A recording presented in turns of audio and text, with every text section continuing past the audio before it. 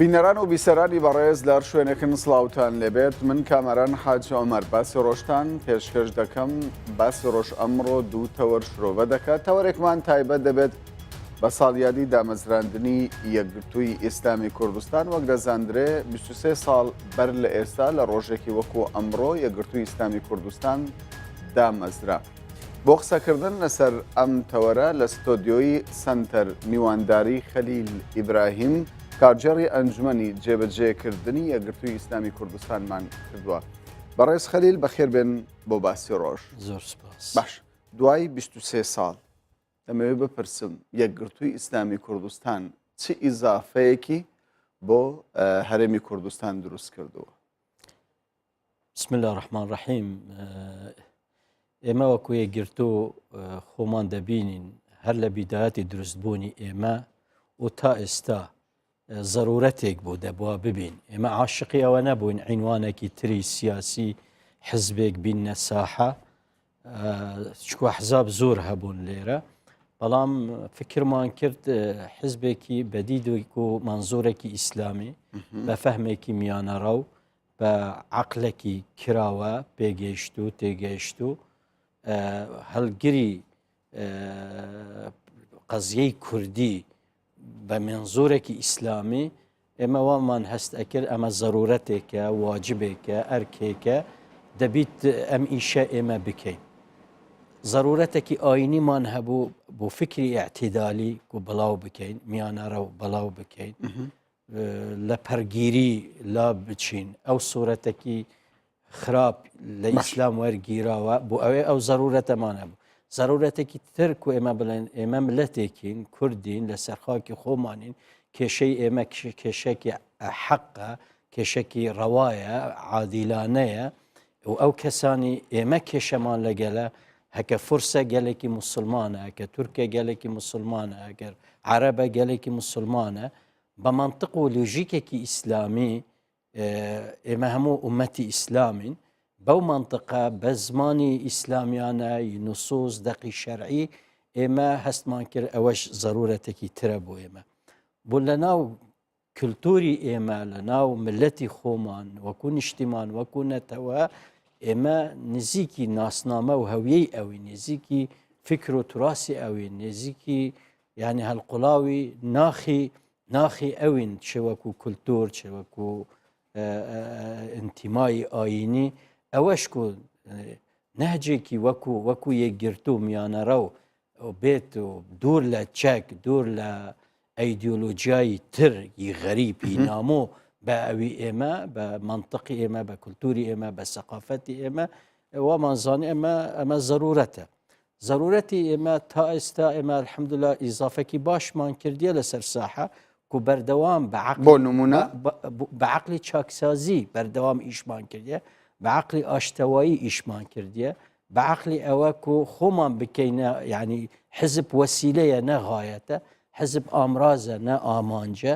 بەو ئامانجە بەو ئامرازە بەو وەسیلەیە ئێمە بتوانین خزمەتی ملەتی خۆمان بکەین، لە عوقدەی ئەیدیۆلۆژی دەربچین، لە عوقدەی ئینشقاقی دەربچین، لە عوقدەی حزبی واحد و خۆ بسەپێنینی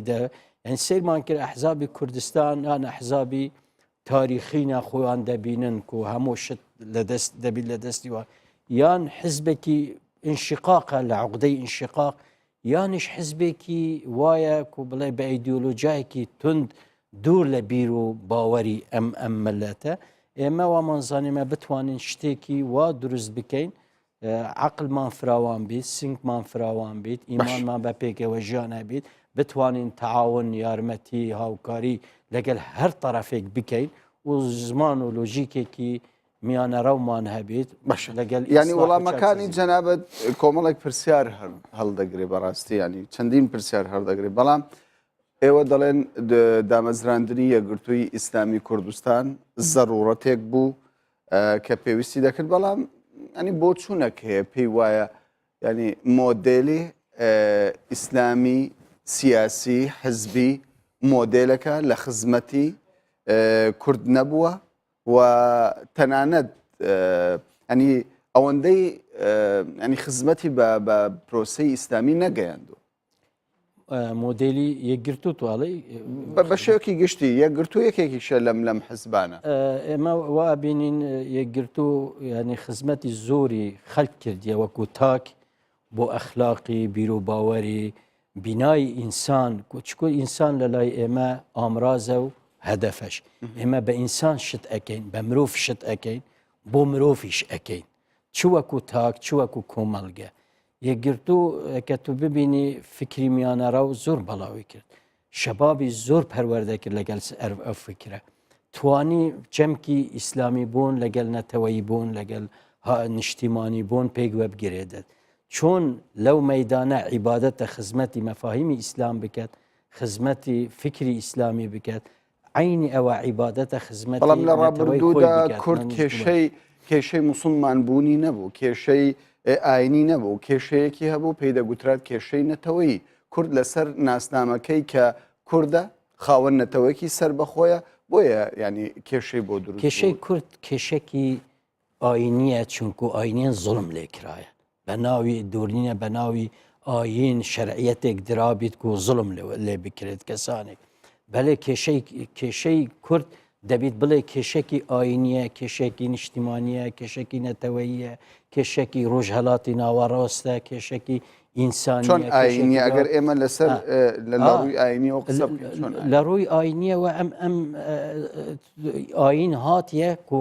زڵم قبول نەکرد ئاین هاتیە دەبیت دادپەروەری هەبیت ئاین هاتیە دەبیت یەکسانی هەبیت ئاین هاتیە دەبیت خەلک هەموو وەکو یەک ئەم ملەتە چ ماف هەبیت ملەتی تریش ئەو مافە هەبیت من پارچەکم لە ئومەتی ئیسلام بۆ تورکیانی خۆ هەبیت بۆ فورس هەبیت بۆ عەرەب هەبیت بۆ کورد نەبیت من دێم ینی ئەم قەزیە بەرگێکی ئاینی دەدەمێ بۆعدێکی ئاینی دەدەمێت دەعمێکی ئاینی دەکەم یعنی ئەمە زۆر گرنگە بۆ ساحەی ئێمە بۆ گۆڕەپانی ئێمەی خەباتی ڕزگاری خوازی کورد ئەمە بوشایەک هەبوو فەراغێک هەبووە دەبا شتێک دروست ببیت بە ناوی ئاینیش و هەلگیری خەمی پرسی کورد ببیت یەکگرتووی ئیسلامی کوردستان چەندین ساڵە وەکو دەبینین لە بازنەیەکدا دەخولێتەوە نەیتوانیوە زێدەتر پەرە بسێنی بۆچی ئەگەر لە کاتێکدایە ئەگەر لە کاتێکدا خاوەنی ئەو هەموو دروشمەیە ئێمە احتیمالە ینی خۆمان وابینین لە بازنە بەردەوام ئێمە لە گەشەداینە الحەمدولله دایمەن مەقبولیەتی یەکگرت و زۆر بووە لە هەموو انتخابات ئێمە زیادمان کردیە طبیعەتی ئەحزابیش هەندە جارە سەرەڤراز و سەرنشیوی هەیە مەدوو جەزری هەیە مە زۆر طبیعیە بەڵام ئێمە خۆمان ئەبینین لە گەشەداین و سیقەمان بە خۆمان هەیە ڕاستە ئەحزابی تر هەنە خەباتی چەکداریان هەبووە خەباتی شاخیان هەبووە ئەوان لە ئێمە قەدیمتر بن چەند عمری ئێمە تێدا بن سنەنی ژیان قاعدە لە ژیان ئەوەیە هەر کەسێکی زۆرتر بکات زۆرتر خەبات بکات فرسەی زیاتری دەبێت دەستکەوتی زیاتریش بێت ئێمەش تا ئێستا خۆمان دەبینین هەر لە سەرەتای ڕێگاینە و لە ڕێگاینە و مهم ئێمە بەردەوام دەبین لەسەر ئەم ڕێگایە و ئەکیت مراجعاتی خۆم بەخۆشدا دەچینەوە بۆ مەسەلەن زیاتر گەشە ناکەین ئەمە مراجعاتە لە قسەکانتدا باست لە دەستا و دەستکردنی دەستەڵات و باست دەوە کرد کە بژاردە لە بەردەم خەڵکدا هەبی کە حزبی شمولی حکومڕانی نەکات لە هەرێمی کوردستاندا ئەگەر ئەمە یەکێک لە ئامانجەکانی ئێوە بی بەڵام لە نێوخۆی یەکگرتووی ئیسلامیدا دەستا و دەستکردنی دەستەڵات نابیندرێت ینی لەوەتەی دامەزراوە یەک سەرکردە هەیە و ئەو سەرکردەیەش بەڕاستی ڕکابەری نییە من ئەڵێم یەکگرتو یەکێک لەو حیزبانە بووە کە نەڵێم یەکەمین حیزبە بەڵام لە حیزبی یەکەمین بووە لەو ڕێزە بووە کوتوانیە دەستا و دەستکردنی دەسەڵات لە ناو خۆی بکات بەلێ لە کۆنگرەی چوار جەنابی مامۆستا سەلاحەدین 4 ساڵ ئەوە بوو بەڕێز مامۆستا محەممەد فەرەجات ڕاستە بەڵام کاتە 4 کاندید هەبوون بۆ ینی بۆ ئەمینداریەتی یەکگرت و گەڕانەوەی سەلاحەدین بەهەئەدین جارێکی کە بۆ دەستەڵات کەوایە لەوێش منافەسە هەبوو ئەوێش 4 کاندید هەبوون خۆ 3 کاندید هەبوون خۆیان هەڵبژارد بە عملیاتێکی دیموکراسی کێشە لە سەرکردایەتی یەکگرتوو هەیە ئایا یەکگرتووی ئیسلامی کوردستان بەبێ سەلاحەدین بەهائەدین ناتوانێت سیاست بکە خێر بەبێ مامۆستا سەلاحەدین کرا و 4 ساڵ و ئەوە ئێستاش مامۆستا سەلاحەدین هاتووە یەکگرتوو لە سەرعینی مەساریخۆ دەڕوات و پێیگووە بە بەڵام کەسایەتی جەنابی مامۆستا سەلاحەدین کەسایەتیەکی دیارە کاریگەرە مهندسی ئەم حیزبەیە کاریزمای خۆی هەیە ڕۆلی خۆی هەیە پێگەی خۆی هەیە باشە کەواتە ینی مانەوەی مامۆستا سەلاحەدین بەهائەدین ئەمەش بۆ چەند خولێک و دەسەڵاتی لە یەکگرتووی ئیسلامی کوردستان لەدەست بووە یعنی شتێکی ئاسایی دەیبینن نە مامۆستا سەلاحەدین ئەم جارە هاتیە احتیمالە جارێکی تر نەیەت خۆی وای بینی ئەم جارەش بێ دیارە هەندە ئەرکوبان بە نەزەری خۆی بە نەزەری خۆی جەنابی مامۆستا سەلاح وای بینی بە پێویست خۆی پێ ناخۆش بوو لە ئەسڵدا و وای زانی یعنی ئەوی پێشتر باش بوو بەڵام دیارە قەنەعەتی وا بوویان هەندێک برادەر لە قیادەیان لە شوێنانی تر لە ناو یەکگرتو پێیان باش بوو مامۆستا سەلاح ئێمە وا دەبینی جەنابەت بگەڕێیەوە باشترە ئەوش ئیستیجابە بەوە کریە قەنەعەتێکیش هەبوویە ئەمە زۆر طبیعی مافی ئەوە وەکو یەکگرتووی الحەمدوللا ناوە نەخۆشیەک هەیە ناوە پیر بووە ناوە پێی نەماوە ناوە یعنی لە کاملی سحەت و قووەتی خۆیە خوا تەمەنی درێژ بێت و سحەتی باشتر بکەیت لە کاملی عەتاءە یەکگرتو پێویستی ئەم خیبرەیە شتێکی طبیعیە ئێمەش گەرانەوەی مامۆستا سەلاح ئەویش دەستا و دەستکردنی کەواتە هەتا بە عملیەکی انتخابی هات بە دوو دەورەش کەواتە هەتا توانای هەبێ دەتوانێت لە پۆستی ئەمینداری گشتی یەکگرتووی ئیسلامی کوردستان بەردەوام ئەمە پەیرە و پرۆگراممان هەیە ئەمینداری گشتی بۆ دوو دەورە حەقی هەیە ئەوە مافی خۆیەتێ جارێکی تریش خۆ هەل بژێرێتان خوار نەبژێ مەعایدی خۆیەتی بەڵام یەکگرتو توانی دەستا و دەستکردنی دەسەڵات و بۆیە نەریتێکی باش ئەو گۆڕانکاریانە لە دوای بۆ من حزبێک ببینە لە کوردستان ئەوانی تر بۆ سەرۆکایەتی حزبەکەی ئەو ینی ڕکابەری هەبیت چەند کاندیدی هەبیت یەکگرتو ئەمە دوو دەورەیە دەوراتی تریش هەبووینە دەوران بەڵام جارە منافەسەیان کرد دیعایان بخۆ کرد فرسەی متەساویە بوو لەسەر بەڵام لە خولی پێشوشدا بازدەوە دەکرا کە لە دەرەوەی بازنا ینی سەلاحەدین بەهائەدین ڕێزکەی سیاسی یەکگرتووی ئیسلامی دادەناوە لە ڕێی ئەو کەسانەی کە لە خۆیەوە نزیک بوو بڕیاری سیاسی یەکگرتوو دەردەچوو جەنابی مامۆستا سەلاحەدین دوور نەبووە لە یەکگرتو دووریش نابێت کەسێکی ینی خاوەنە وانیەک و شەریکێک بیت و هات بیت و ماوەیەک تەعین بووە و دوای دەردەچیتونە ئەمە ئەمانەتە و مەسئول نە بەس هەر ئێستا جەنابی مامۆستا محەممەد فەرەجیش هەروە ئاگای لە حیزبە بە شێوەیەک مەشورەتی ئەکرێت بەشدارە لە زۆر شت ئەمە بەڵام بکوت بڵێ ناوەندی نەخ ناوەندی بڕیار سەرکردایەتی ئێستا یەکگرتووی ئیسلامی کوردستان یەکگرتووە بەلێ یەکگرتووە هەر لە زاخووە تا خانەقین و تا تەوەلە و یەک دەنگە یەک بۆ چۆنە بەڵام هەندێک جار نەزەرات هەیە قیرائی سیاسی من لە تو مختلف دەم ئەمە نیشانەی قووەتە نیشانەی هێزە ئێمە واقع بینانە قیراءەت دەکەین هەندێک جار سیاسەتی یەکگرتوو ئەوانەی بەرپرسن لە دهۆک و ئەوانەشی لە پارێزگای سلێمانی ینی دوو سیاسەتی جودا لەوان دەخوێندرێتەوە ئەمە بە شتێکی ئاسایی دەبینن ئەمە سیاسەتی فەرمی یەکگرتووە یەکگرتووی ئیسلامی کوردستان یەک سیاسەتی هەیە و سیاسەت ئەوەی بڕیار لەسەر ئەدرێت لە سەرکردایەتی ئەم هەر کاتی بۆیە بڕیار باد بە دڵی هەندێکیش نەبیت ئەوە سیاسەتی یەکگرتوو و ئێمە الحەمدوللا تا ئێستا سیاسەتمان کرێ یەکگرتوو حزبێکی چاکخوازە حزبێکی ئاشتیخوازە حزبێکی دائیمەن لە بەرەی خەڵکە حەز لە توندوتیژی نییە حەز لە دووبەرەکی نییە حەز لە نییە کوردستان دولت بیت شعور بە مەسئولیت دەکەت دووربینە وردبینە حەز دەکەت واقع بینانە تەفکیر بکەت ممارەسەی خۆی قیادی واقع بینانە دەکەت بەڵام بۆ چۆنی جیاجیا لە ناو حیزبی ئێمە ئەمە شتێکی زۆر طبیعیە بەڵام بڵێن وەڵام ئەمە لەدبوونە ئان دوو ناوەندی بڕیارە ئێمە یەک ناوەندی بڕیار هەیە و ئەو ناوەندی بڕیارە یەک هەموو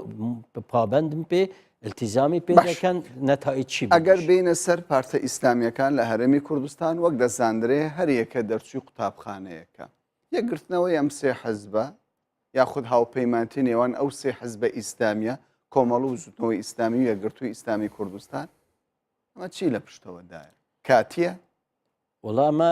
ئێمە ڕاستە پێشتر تاریخێکی جیامان هەیە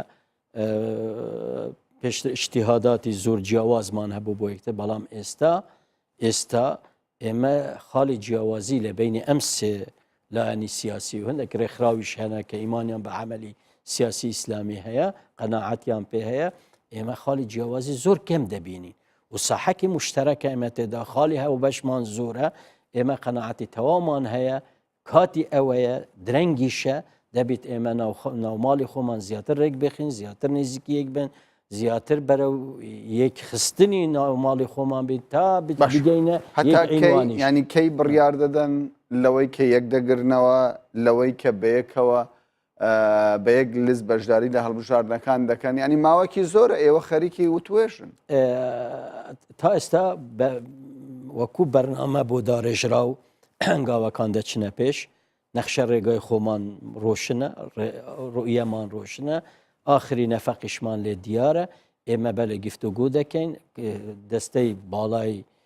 کاری هاوبەشمان دروستیە لیجانمان دروستکردنیە لایحەی ناوخۆمان دانایە ئێستا خەریکین پرۆژەک دابنرێت بۆ ئەوە کۆنفرانسێکی دیدارێکی فراوان بکەین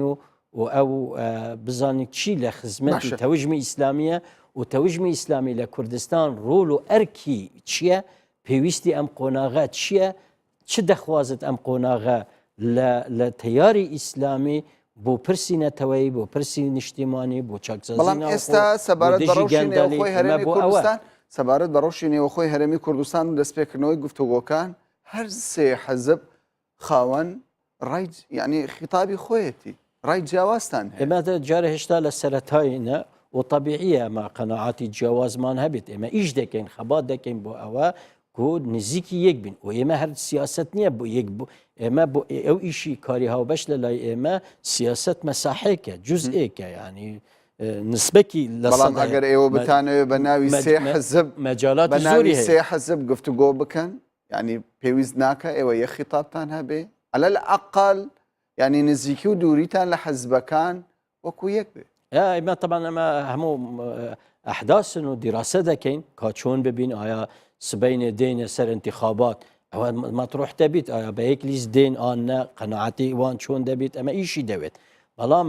مەسائلی سیاسی جێگای ئەوە ئیجتیهاداتی جیاوازە هەوڵ ئەدەین کو یەک خیتابمان هەبێت هەوڵ ئەدەین یەک هەڵوێستمان هەبێت هەوڵ ئەدەین کو هەشتی خزمەتی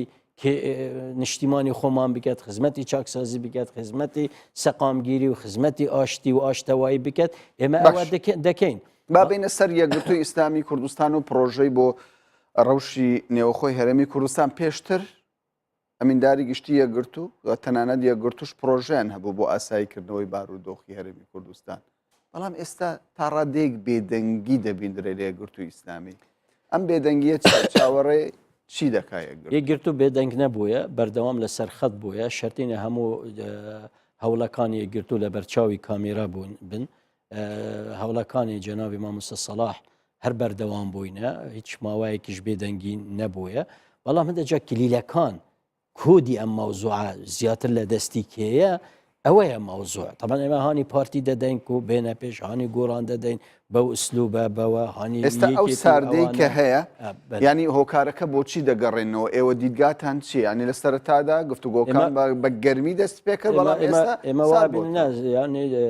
ئەو هەوڵەکانی جەنابی مامۆستا سەلاح ئەوەی لێ دەرچوو دوای جەولەی فواد حسێن لە سەرۆکاتی هەرێم چۆ دوای ئەوە مەوزوعی تر هاتە پێش ئەوی ئێستا جەولەی پارتی یەکەم کرایە لەسەر کەش و هەوایەکی ئارام دروست ببیت ئەو بەستەلە ئەو دیوارە بەفرە نەمینیت زەمینێک خۆش ببیت بۆ گفتوگۆ ئێستا ئەوە باشە بینی یەکێتی و پارتی تەمەنا دەکەین لە خزمەتی چارەسەرکردنی ئەم کێشە بەس بڕواتان بە توێژەکان هەیە پێتان وایە قۆناغی باشی بڕوە بڕیوە ئێمە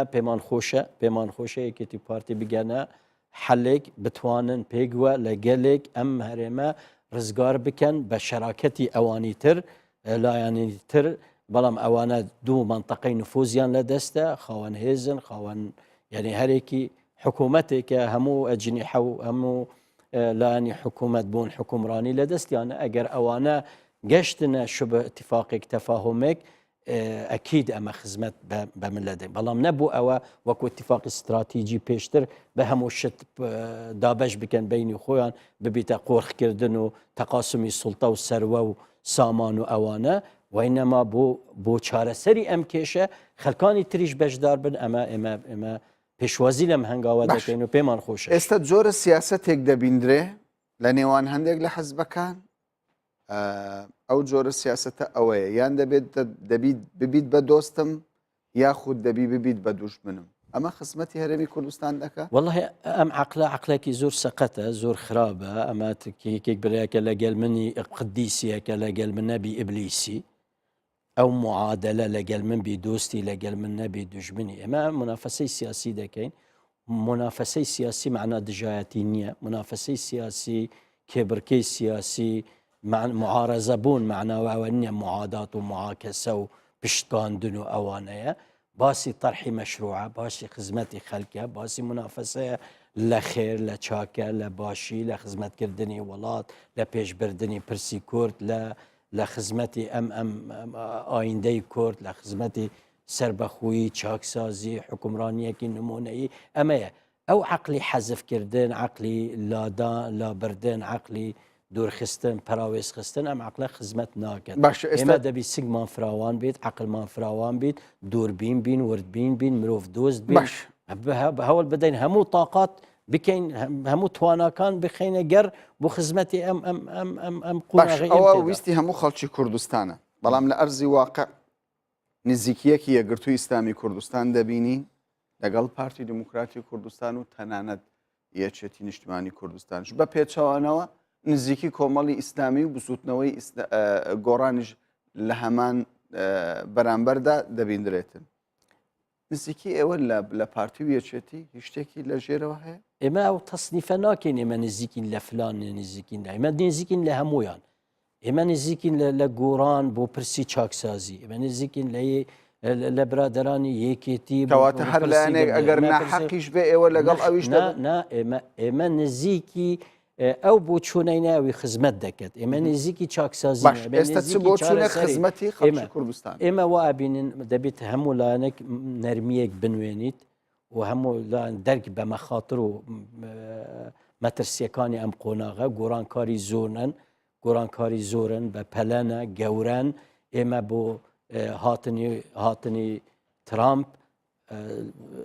شەڕی سووریا دوای شەڕی سووریا دوای ڕزگاربوونی مووسڵ ئێمەوە ئەبین لە منتەقە قۆناغێکی تر دەست پێ دەکەێت ئێستا ئێمە کورد مەترسی زۆریشمان لە پێشە گۆڕانکاری زۆرە دەرفەتیش زۆرە ئێمە هەکە بەم شێوەیە بمینین زۆر خراپە ئێمە لەگەل ئەوەیە هەمومان پێیگووە لە گەلێک بە تایبەتی ئەم پێنج لایەنە کە مەسئولیەتیان لەسەرشانە پێکهێنەری ئەم حکوومەتەنە پێیگواتە لەگەڵ ئەوە نین زۆرینەی حزبەکان بەشداری کۆبنەوەکان بکەن کە وەک باز تەفسیر نەکەم ئەمانە ڕوکنی ئەم عملیە نەک و نەجاحەت و ئینقاز فریادڕەسی ئەم مەوزوعە ببن خەلکی تریش بەشدار ببیت ئێمە وەکۆی گرت و ڤیتۆمان لەسەر کەس نییە ئێمە دەرگا قەپات نەکە بە تایبەتی لەگەڵ پێنج قۆڵی ببێت بە شەش قۆڵی ببێت بە هەفت قۆڵی ئێمە ئەوە ئەڵێن ئەم ئیشە لە دەستی پێنج قۆلی خراپ بوو دەبیت لە سەردەستی پێنج قۆلیش دروست ببیت طبعا پێنج قۆلی هەموو وەکو یەک بەرپرسنینن بەڵام مەسئولیەتی چارەسەر لەسەر هەمویانە مەسئولیەتی حەل لەسەر هەمویانە ئێمە لەگەل ئەوەینە بۆ ئەم قۆناغە ئەرکو پێویستی خۆی ئەرکو کاتی خۆ وەکو پێنج قۆلی دروست بوو بنکە فراوان دروست بوو بۆ هەندە ئەرکومەهام دروست بوو ئەو ئەرکومەهامە ئێستا زیاتر ئەو پاسەوانە هەنە زیاتر ئەو ئەرکومەهامە گەورەترن کو هەمومان پێیگووە مرحلەکی ئینتیقالیە ئێستا ماوەکی زۆرە دەبیت لی دەرباز ببیت 2 ساڵە خەڵک بێزارە لە ناکۆچیەکان ئێستا وەکو دەزانرێ ڕدەگەیندرێ یەکێتی و پارتی هەوڵ دەدەن پرۆژێکی هاوبەشیان هەوێ بۆ حزب و لایەنە سیاسیەکان پشتکردن لە پرۆژەی پارتی و یەکێتی پێتان وایە جارێکی دیکە هەرێمی کوردستان دەباتەوە قۆناغی ڕابردوو یعنی ئێمە بوا دەبینین یەکێتی بێ پارتی زەحمەتە پارتیش بێ یەکێتی زەحمەتە لەبەر ئەو تەقسیمە لەبەر ئەو دومانتەقە نفوزە بە ضروری دەبێت یعنی ئەمە بێ ئەمانە ناکرێت و زەحمەتەش ئیلا اللهمە یەکێکی ئەو بڕیارە تاریخیە بدەت بژیت یا لە هەرێکی لە ماڵی خۆ سیاسەتی هەرێکی لە ماڵی خۆش نە سیاسەتە باش نییە دەب ماڵی هەمومان ئەم کوردستانەیە دەبێت هەمومان بپارێزین تۆ یعنی بۆ یەکتر دەبێت بزانن هەردوو محتاجی یەکن و کوردستان محتاجی ئەم دوو هێزانەیەک و یەک ببن بەڵام یەکبوونەکە یەکبوونێکی بۆ حەل بیت بۆ چارەسەر بیت بۆ چاکسازی بیت بۆ ئەوە بیت و ئەم دەرفەتانە لەدەست نەدەن بۆ ئەوە بیت هێز و لایەنانی تریش پێگووە بەشدار بن وەکو شەریکە وەکو شوڕەکا پێگووە ئێمە محتاجی ئەمەینەک و پێگووە شانمان پێگووە بیت و لەگەلێک بین نەبڵێت و لە دڵنیاییتان وەرنەگرتووە لە پارتی لە یەکێتی لەوەی کە ئێوە بێبەش ناکەن ئێمە خۆمانە جارە ئەوان بگەنە نەتیجەک دوعا بۆیان دەکەین تەشجیعیان دەکەین پشتگیریان دەکەین بەڵام ئەڵێن ئەم مەسئولیەتە هەری ئەوەش بە تەنیا نابیت تەجریبە زۆر باشە دەبیت ئەوانی تریش بەشدار دێمەوە سەر یەکگرتووی ئیسلامی کوردستان ئەگە بە کورتی وەڵامم دەیتەوە زۆر بۆچوون هەیە بازدەوە دەکات لە تونس ئیخوانەکان بەرەو دواوە لە مسرش ئەوە هەر خەریکە ینی وەکو ڕۆژەکە دەبیندرێت چۆنە هیواتان هەیە گرتووی ئیسلامی کوردستان لە هەرێمی کوردستاندا بتوانێت نەشونما بکە و ڕۆژێک لە ڕۆژان دەستەڵات بگرێتە دەست جارە لە مەسر دیموکراسیەت لە دوایە دیکتاتۆریەت هاتیە خەلک چەپلە بۆ دیکتاتۆریەت لەن بۆ حکمی عسکەردانە بۆ ئەو هەموو گەندەڵی هەموو دەوڵەتی فاشل ئەوی ئێستا سیسی بەڕێوەدەت ئیخوان لەوێش لەسەر ئەو هەموو زیندانە و ئەو هەموو تعزیب و ناڕەحەتی و ئەشکەنجەدانە ئیخوان هەر هەیە شارع هەیە قاعدەکی جەماوەری هەیە قاعدەکی کۆمەڵایەتی هەیە ئیخوان لەوێ هەر حزبێک نییە وەکو جمهورێک بە هەندێک هەزات بە هەندێک ینی مصیبەت و ناخۆشی و ئەوانە دوا بکەوین ئەوان بەردەوام مەوجودن لە تونس وەزعی تونس جیایە تونس ئیخوان لە تونس زۆر ژیرانە زۆر حەکیمانە بەڵام ڕێژەی دەنگدانی بەرەو دواوە دەڕۆ ئەگەر لەسەر یەکگرتو قسە بکەین زۆر بە کورتی ئێمە یەکگرتو خۆمان ئەبینین یەکگرتو بەردەوام دەبیت و ئێمە گەشتبینین و ئێمە ئیشی خۆمان دەکەین و طبیعیەش ئەمە ڕێگایە و مەیدانە و خەلک حەکەمە و دەنگی خەلکی ئێمە مسادەرە ناکەین توش بڕیار لەسەر چارەنووسی هەمولایەک دەدا بەڕێز خەلیل ئیبراهیم کارژێڕی ئەنجومەنی جێبەجێکردنی یەکگرتووی ئیسلامی کوردستان زۆر سوپاست دەکەین سپاس بەڵێ بەڕێزانم باسی ڕۆژ بەردەوام دەبێت ڕەوشی ئەمنی شاری هەولێر تەوەری دووەمی باسی ڕۆژمان دەبێت پاش ناو بڕێک ئەم دۆسەیە دەکەین.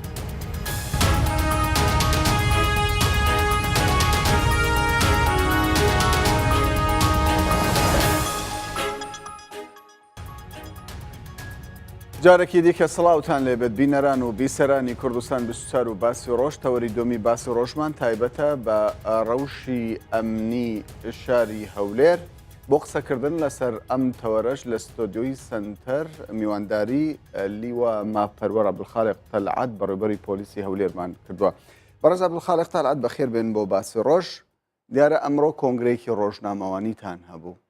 و کۆمەڵێک ئامارتان خستە ڕوو پێم باشە لەگەڵ خستنە ڕووی ئامارەکە باسی ئەوشمان بۆ بکەیت ئایا لە 2016دا چه ئامارێکتان لەبەردەستدا بۆ سەبارەت بە ئەنجامدانی تاوان بوونی؟ بەڵێ زۆر سپاس بە تاکید پاراستنی ئەمنیەتی شار وەکو پایتەختی هەرێمی کوردستان هەولێر کارێکی زۆر گرنگە و کارێکی ئێزگار زۆر سەختیشە بەڵام هەبوونی ئەو دەستگا ئەمنیانە وەکو پۆلیس وەکو ئاسایش دەستگا ئەمنیانەکانی تری ناو شار هۆکارێکی سەرەکیە کە بتوانین ئێمە چۆن ئەو شارەمان پاراستووە بەبەردەوام هەوڵی بۆ بدەین و بیپارێزین. لە ئامارەکانی ساڵی 2016 ئەوەی کە پێشتر ڕامانگەیان بوو تاکید دەکەمەوە لەوەی کە ژمارەی 4752 کەس لە هەموو تاوانە جۆر بە جۆرەکانی ناوشار دەستگیر کراون. یعنی ئەو 4752 کەسە ئەوانە داخل بە سجن بوونە. لەو 4753 کەسێک کە دەستگیر کرا بوو 3572 پەراوی لێکۆڵینەوە ڕەوانەی دادگا کرایە کەواتە لەو هەموو تاوانەی کە ئەنجام درراوە ئەوەندە تاوانە کەسەکان کەیسەکانیان تەواو بووە و لە تەوابوونی کەیسەکانیش دانپێدانانیان هەبووە و مادەی یاسایی لەلایەن بەڕێز دادوەر و دادگاوە لەسەری تەسبیت بووە و ڕەوانەی دادوەر کراوە بۆ ئەوەی لەو ژمارەیە دوای تەوابوونی زراعەتی یاسایی لە دادگاکان حکمی خۆی بخوا و ئیدی ئەو تاوانی بەسەری تەسبیت بووە تەواو بێ و ڕەوانەی بەندیخانەی چاکسازی بکرێت بەرەی دوو بەندیخانە هەیە بەندیخانەی مووقوفین هەیە کە تەنها ئەوانەی پەراوی لە کۆڵنیان تاوە نەبووە کە تەواو دەبێ و مادەکە و یاسایەکە لەسەر تەسبیت دەبێ ئەچێتە دەچێتە سزنی چاکسازی لەوێ ئەو ماوەی کە بۆ دیاری کراوە تەواو دەکات. باش ئێوە زانیاری ئەوەتان هەیە لە چوارچەوەی ئەو هەموو دۆسێدا زۆرترین تاوان لە چ بوارێکدا بووە؟ زۆرترین تاوان ئەوانەی کە ئێستا لەبەردەستە دوو جۆر تاوان یەکیان کێشە کۆمەڵایەتەکان بە شێوەیەکی گشتی دوو ئەو بارە ئابووری سەختەی کە ئێستا ماوەی 2 ساڵە و لەگەڵ شەڕی دوژمنانی داعش بە تەکید کۆمەڵک کێشە لەو ناوە دروست بووە لە ڕووی ئابووریەوە لە ڕووی داراییەوە کە خەڵکێکی ئێجگار زۆر لەسەر مامەلاتی پارە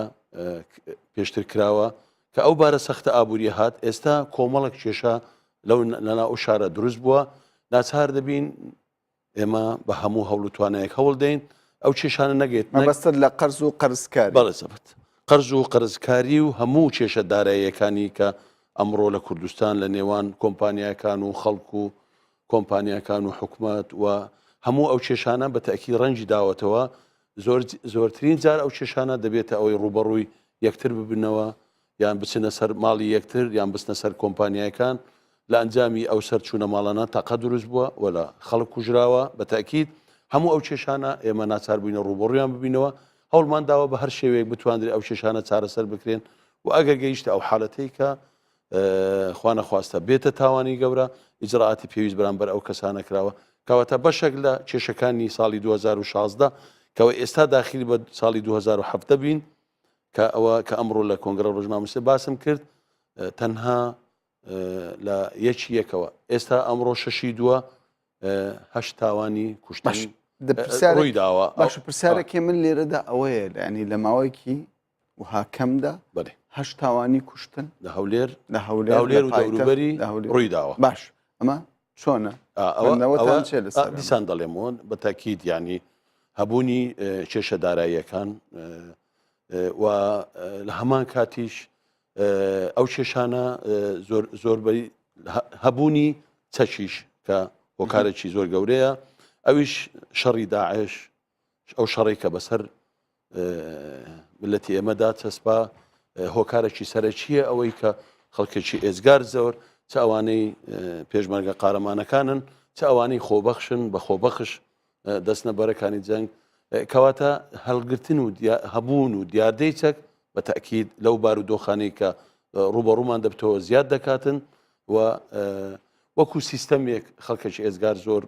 وا دەکاتن کە نەتواندرێ ئەو چەکانە لەو شوێنانەی کە کاری لێ دەکات دابدرێ کە لەگەڵ خۆی بێنتە ماڵەوە هەموو جارش لەگەڵ خۆی بباتەوە وەکو هەر مرۆڤێک لە کاتی هەبوونی هەر کێشەیەک جارێ زوو پەنە دەباتە بۆ چەکە و کە پەنای بۆ چەکەش برد ئەو کێشانە جات دەکەن لەبەرەوەی ڕێژەی هەبوونی ڕووداوی هەش کوشتن لە ماوەی مانگە و 6 ڕۆژ بەڕاستی ئێزگار زۆرە بۆیە ئێمە وەکو دەستگا ئەمنیەکان دەبێت لە سەری ڕابوەستین و هەوڵی جدی بۆ بدەین و بەرنامەی تایبەتی بۆ دابدرێ بۆ ئەوی بتوانین کە ئێستا دامان ناوە ئیشاڵڵا لە مڕوڕاوە لەو بەرنمەیە دەست پێ دەکەین چۆن ئیزراعات ئەو ئیزراتانی پێشتر دەمان کرد ئێستا بە شێوازیشتر دەست بە کارەکانمانکەن و بەرنمەکانمان بە هەموو هێزە ئەمنیەکانی ناوشار بتوان هەوڵ بدەین و ئیشاڵڵا لە ماوەی شکر بن بڕدەکرێت. دیارە لە ڕابردوودا هەموو ئەو کەیسانەی کە ئێوە باستان کرد ئیجراعاتان لەگەڵ کردوون و بەشی زۆری تاوانبارانیش دراونەتە دادگا و سزای خۆیان وەرگرتووە بەڵام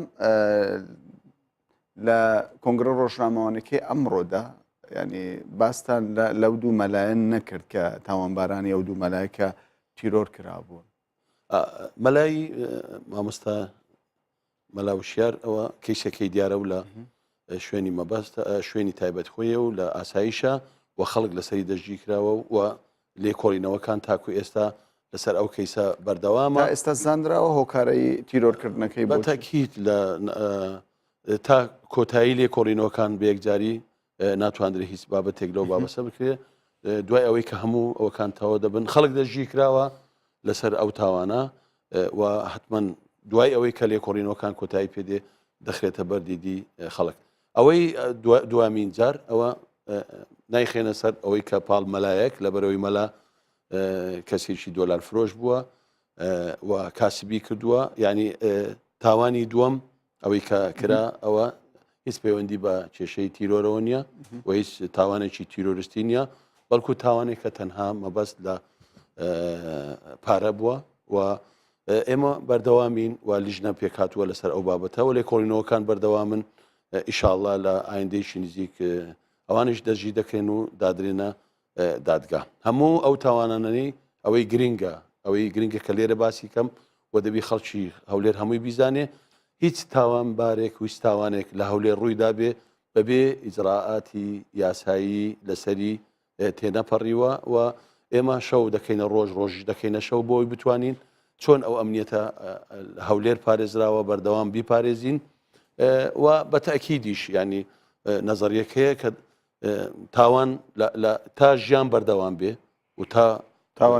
تاوانیش بەردەوام دەبێ ئەوە گرنگ شەڕێکە لە نێوان بزەبت گرنگ لەوەدایە ئێمە وەکو دەستگا ئەمنیەکان چەند ئیجراعات دەکەین ئیزگار زۆرمان کردو یعنی ئەگەڵ بێ مقارنەکەی لە ماوەی ساڵێک 4700 ئەوەندە کەسا چۆتە ناو سزن وازم ژمارەی ئێزگار زۆرە ئەگەر مقارنە بکرێت لەگەر کە چۆن لەوانەیە زۆر کەس بپرسێت چۆن 4000 کەس دەستگی کراوە من 4000 بەناو خەڵک دەستگی کراوە و ئەوانەش تاوانەکانی جۆرا و جۆرن مەسەلەن یەک لە تاوانینەی کە بە هەردوو لە کە دەڵێم هەردوو لە هەم پۆلیس هەم ئاسایش بەردەوامین لەسەر دەستگیرکردنی هەموو ئەو کەسانی کە کێشە دروست دەکەن کە شەوانە تەقە دەکەن کێشە بۆ خەڵک دەکەن دروست دەکەن ڕێگری لە خەڵک دەکەن هەموو ئەوی جڕاتانە کراوە چۆن خەڵک دڵنیا بکەینەوە کە کەس لە یاسا سەروەرتر نیە بڕات هەبێ ینی ئەوە واقعە ئێمە مساومە لەسەر هیچ کەسێک ناکەین لە هەموو ئەو تاوانەی خەڵک دەیکاتن یا ئەوانەی کە تاوان دەکەن شەر نییە تاوانەکان بەس کوشتن و دزی و حتا لە مەسلەی تاوانی گەندەڵی لەوە خەڵک دڵنیا دەکەینەوە کە جیاوازی لە بینی هیچ کەسێک ناکرێت هەموو ئەوانەی کە یاداستی دەستگیرکردنیان لەلایەن دادگاوە و لایەن دادوەرە بۆ دەردەچێت بە تاکید دەستگیر دەکرێت و دەدرێتە دادگا گرتنی یاخود چوونە ژوورەوەی 4000 کەس لە ماوەیەکی ساڵێک وابزانم دلیلەکە بۆ ئەوەی کە ئێمە وەکو دەستگا ئەمنیەکان پۆلیس هاوکاری سەرەکیمان لە هەموو ئەرکەکانمان ئاسایش بە هەمومان بەیەک هێز توانیمانە ئەو شارە جوانە بپارێزین و مەش خەڵک دڵنیا دەکەینەوە کە شارمان ئارامە و تاوان دەبێ و تاوانیش تەواو نابێ ینی هیچ هێزێک نییە لە دنیا بڵێ من لە شارێکم نابێ هیچ تاوانێک ڕووبدا بەڵکو تاوان ڕوودەدا گرنگ نییە تاوان گرنگەوەیە کە ئێمە وەکو دەستگا ئەمنیەکان چەندین هەوڵی بۆ دەدەین و ئیجراعاتی پێویست بەرامبەر هەموو ئەو کەسانە دەکەین کە کاری نایاسایی باشە تاکو ئێستا بەڕێکخراوەیی تیرۆر کراوە لە شاری هەولێر منەزەمایەک ڕێخستنێکی تایبەت هەوڵی تیرۆرکردنی دابێ لە هەولێر ینی ئەوانەی لە ڕابردوودا ینی ئەو چەند دۆسەیەکەن لە بەردەستاندان ینی زۆر جار باس دەوە دەکرێت ینی ڕێکخراو هەنا خەڵک تیرۆر دەکەن هەندێک جار لە نێوەخۆ هەندێک جار لە دەرەوە هەندێک جار ینی دۆسەی وا هەبووە لە هەرێمی کوردستان بەتایبەت لە هەولێر باسی مەلاوشارت کرد کە بەشەکە لە کارێکی تیرۆرکردن ڕێکخراوەی بەرنامەی بۆ دانەی و خەڵک تیرۆر بکەیت بەڵێ کارێکی تیرۆریە ئەوەی دوایین جار کە ئەوەی دۆلافرۆشەکە هەماشت ئەویش بەس بۆ پارەکە بووە نەبوو بۆ مەبەستێکی سیاسی لە دوی بەڵکو بۆ مەبەستی پارەکە بووە بەڵام کوشتێکی منەظەم بووە یعنی ئەلێرە دەبی لەسەری بۆستین و کاری لەسەر بکەین و بەردەوام هەوڵی بۆ بدەین بۆ ئەوە کە لەو حالەتە یەک دوو حالەتی کە هەبووە پێشتر ساڵی 2016 ئەوان دەستگیر کران و ئیجراعاتی پێویستیان بەرامبەر کرا و درانە دادگا و من خەڵک دڵنیا دەکەم 100% ئەوانەیە کە ئەو تاوانیان کردێ بە تاکید ئەوانش دەژی دەکرێن و دەدرێنە دادگا. دەستان گەیشتۆتە هەموو ئەو شوێنانەی کە ئەم جۆرە کارانە دەکەن. بە تاکید هەندێک مەسایلی لێکۆڵینەوە هەیە ناتوانێت باسیکەی لێرە ئێمە شەو و ڕۆژ بەردەوامین بۆ گەیشتنی دەستمان بۆ هەموو ئەو شوێنانەی کە بەبەست بێ تیرۆر کاری تیرۆری یاخود کاری تێکدەرانە شەر نییە هەموو کارێکی جەرایمی کە دروست دەبێت لە هەولێر بۆ ئەوە بێ ئینتیقام بکریان بۆ کە بەڵکو زۆر جاری وا هەیە تەنها بۆ شێواندنی باری ئەمنی پایتەختی هەرێمی کوردستانە. باشە لە کۆنگرە ڕۆژنامەوانەکەدا دیارە لە دۆسەی کوشتندا چەند مادەیەکتان باس کرد 104 406 405 ینی جیاوازێک لە مادەکاندا دەبێت ینی وەک دەگوترێ کوشتن هەر کوشتنە و جیاوازێک لە مادەکان خۆرسترین مادە لە قانونی عێراقی 406 کە کوشتنە و ئەو سزایی کە پێشی دەدرێت قورسترین سزایە کە زۆر جار تاوانەکان و سزایەکان دەگاتە لە سێدارەدان بۆیە هەموو ئەوانەی کە دادگا لەسەر یان دادوەر لەسەر تاوانبار تەسبیت دەکا مادەی 406 مادەیەکە کە لە کوشتنی لە دوابێ ئەو مادەی لەسەر تەسبیت دەبێ و ئەو مادەیەش قورسترین مادەیە لە قانونی عقوباتی عێراقی لەسەر ئەو کەسەی کە تاوان ئەنجام دەدات. بەڵام یەکێک لەوانەی تاوانبار بوو تەمەنی 17 ساڵ بوو چۆن لەگەڵ ئەو مامەڵە دەکەن ئەوە هەم دۆسیەکەی جیاواز دەبێ هەم لە دەستگیرکردنەکەشی هەم شوێنی دەستگیرکردنەش ئێمە سزمانەیە پێی دەڵێن سزنی ئەحداس تەنها ئەوانە لە خۆ دەگرێت کە تەمەنیان لە 18 ساڵ کەمترە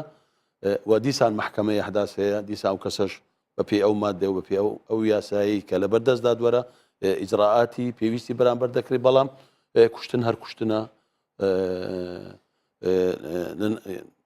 کوشتنە و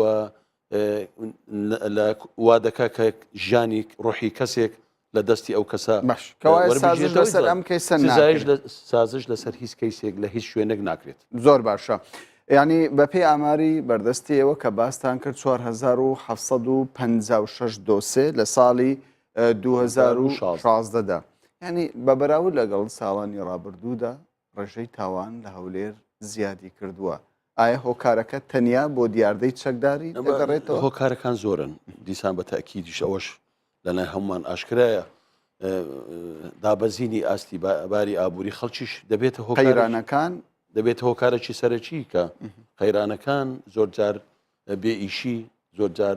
مەسەڵەن دەرەی لە هەولێر ئەوەندە کۆمپانیایە لە بێکار کۆمپانیایە داخراوە ئەو کۆمپانیانە بە سەدان خەڵک کاری تێدا دەکات کە کۆمپانیەکاندا دەخرێت ئەو خەڵکانش حتمما بێکار دەبێ ئەوجا هۆکاری ئابووری هۆکارێکی سەرەکیە هەبوونی دروستبوونی شەڕی داعش ئەو شەڕی کە بەسەر میلەتماندا چەسپاندرا ئەویش هۆکارێکی سەرەکیە کە چەک بەو شێوەیە بەربڵاو بیتەوە. هۆکارەکانمان زانی بەڵام یەکێک لەو هەواڵانەی کە گرنگ و ئاماژەی پێ بدەین مەسەلەکە پەیوەندیدار بوو بۆ چەند کەسێکتان دەگیر کردووە لەسەر مەسلەی گەندەڵی و لەڕێی ژنەی دەستپاکیەوە ئێوە. بەڵێ باسی هەمانجی لەو شوێنەکە پرسیارەکە کرێت لە کۆنگرە ناسیەکە ئێمە پەیوەندێکی ئێزگار بەهێزمان هەیە لەگەڵ هەموو ئەو شوێنانەی کە یاداشی دەژیکردن دەردەکا بەرامبەر ئەو تاوانبارانەی کە تاوان ئەنجام دەدەن یەک لەوانە دەستپاچی من لێرەوەشەوە زۆر سپاسی بیانخان دەکەم لە بەشی لێکۆڵینەوەکان کە هەمانجی و تەنسیقەشی ئێزگار زۆر تەواومان هەیە هەموو ئەو یاداشتانەکە دەرەچێ دەژیکردن ڕەوانی لە ئێمە دەکەو ئێمەش جێبەجێ دەکەین و ڕەوانی لایەن دەکەنەوە بۆ زیاتر ژمارەیەک ئامارێک کۆمەڵی خەڵک کۆمەڵی خەڵک دیار نییە و کۆمەڵی خەڵک دەژی کراوە بەرپرسی تێدا هەیە هەموو زازش دەست کەس ناکەین و لەسەر کەسیش ڕناوەستین و مساوامە لەسەر کەسیش ناکەین ئەگەر هەر لە هەر پلەپایەک بێتن مەبەست لە تێکدانی ئەو شارە جوانە بێ پایتەختی هەرێمی کوردستان بێ اینجا بۆ هەر مەبەستێک و لە هەر تاوانێک بی تاکی سازشی لەکە ناکەین دیسان دەڵێمەوە دەژیکردی 4000 کەس لە ماوەی 2016 تاکید لەوە دەکاتەوە کە ئێمە بەردەوامین باش لە سەرکارەکان لە هەرێمی کوردستان یەک شت کە هەرێمی کوردستان زۆر شانازی پێ بکە و ببێتە فاکتەری سەرکەوتنی مەسلەی سەقامگیریە سەقامگیری ئەمنی بەڵام بێکاری قەیرانی ئابووری بوونی چەک ئەمەوا دەکات لە داهاتوودا معنی تاوان ئێوە دەتوانن لە ڕوبەڕووی هەموو شوێنێک لە هەموو دنیا وایە ینی هۆکارەکان ئەگەر بەبەردەوام بێ و لە زیادبووندا بێ مەبەستم لەوەی گەرنتی دەدەن بە خەڵک بەم شێوە سەقامگیر بە کورتیە لە کاری خۆمان بەردەوام دەبین بۆ ڕێگە بە کەسیش نادەین بە هیچ شێوەیەک ئەباری ئەومنی ئەو شارە جوانەمان لێ تێک بداتن و تەمەنا دەکەم و ئاوەتە خوازیشم ئەو سێ هۆکارە بە سەرمباری ئابووری خەڵک ئیشاڵە باش بێ شەڕی داعشی دژمنانمان لە کۆڵ بێتەوە یان دوور بکەوێتەوە بتوانین تا ڕادەیەکی زۆر بەڕێز دیوان ماپەروەر عەبدولخالق تەلات بەڕێبەری پۆلیسی هەولێر زۆر سوپاس بە هیوای سەرکەوتنی ئێوە لە کارەکانتاندا وەکو پۆلیس. بەڵێ بەڕێزانم باسی ڕۆژ پێشکەش کرا تا ئاڵخەیەکی دیکە بمینن بە خێر و خۆش.